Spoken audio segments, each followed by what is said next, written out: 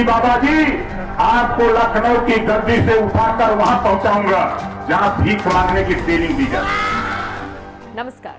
यूं तो उत्तर प्रदेश की राजनीति में ओपी राजभर एक बहुत भारी नाम है, लेकिन जिस तरह के हल्के बयान वो आजकल दे रहे हैं वो उनके लिए, उनकी पार्टी के लिए और साथ ही साथ सपा के लिए बेहद चिंता का विषय है। सुहेल देव भारतीय समाज पार्टी के अध्यक्ष ओपी राजभर इन चुनावों में सपा का समर्थन कर रही हैं। इसी कड़ी में जनता को संबोधित करते हुए वो ऐसी बातें बोले जा रही हैं जो बिना सिर पैर की हैं।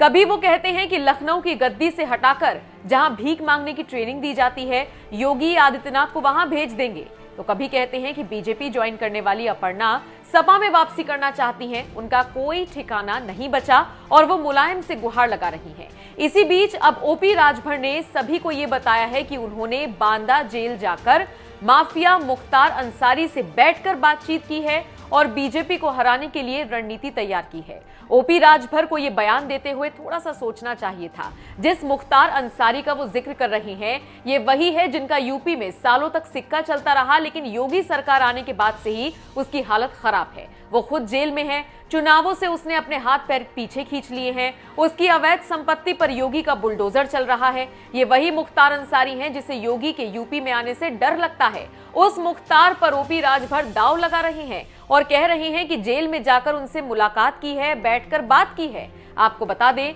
ओपी राजभर ने भड़सर में एक जनसभा को संबोधित किया जिसमें उन्होंने कहा, योगी ने हमसे कहा था कि खबरदार अगर बांदा जेल चले गए तो हमने कहा मंत्री रहे तो 7 बार बांदा और 11 बार रोपण गए हुए थे, हिम्मत है तो रोक लीजिएगा, और हम बांदा जेल गए, मुख्तार अंसारी से बैठकर बात की। इस दौरान ओपी राजभर ने कहा वो यूपी चुनावों में हर हाल में बीजेपी को हराने के लिए कटिबद्ध है। चलिए अब आपको ओपी राजभर का वो बयान सुनवाते हैं जिसमें उन्होंने योगी से भीख मंगवाने की बात कही थी। इससे पहले ओपी राजभर ने अपर्णा यादव को लेकर क्या बयान दिया था ये तो हमने आपको ऊपर बताया ही। अपर्णा ने ओपी राजभर को इस बयान का किस तरह से जवाब दिया था, चलिए वो आपको सुनवाते हैं।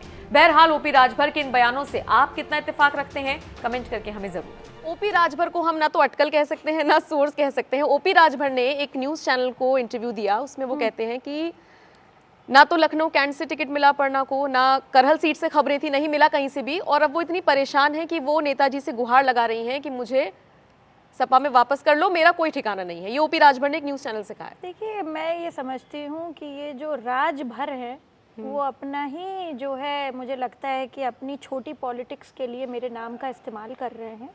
इस प्रकार की विवेचना और जो टिप्पणी कर रहे हैं, इस तरीके की बात देखिए उनको बिना जाने नहीं करनी चाहिए।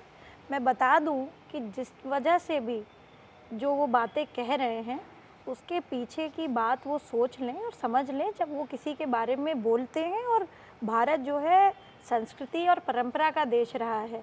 यहाँ पर अगर महिलाओं के बारे में महाभारत हो चाहे रामायण हो, किसी ने भी टिप्पणी करी उसको जो है मुंह की खानी पड़ी। और मैं बता दूं कि अपर्णा यादव अंगद है, मैं कोई कहीं जहाँ पैर रख दूंगी तो वहाँ से जीत करके आ जाऊंगी।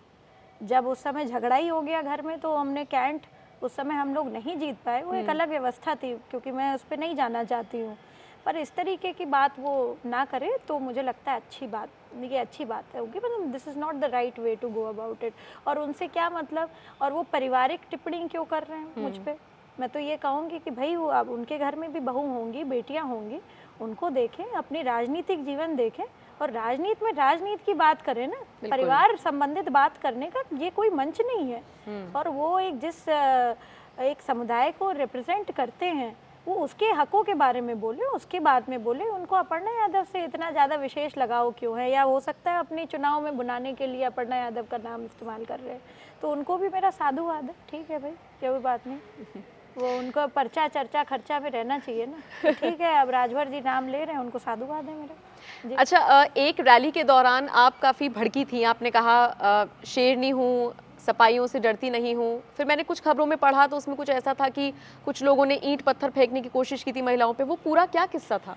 देखिए, आप पे भी अगर कोई अटैक करता और आप पे ना करके हो सकता है या आपकी टीम पे कोई अटैक करता तो डेफिनेटली आपको भी नाराज़गी होती।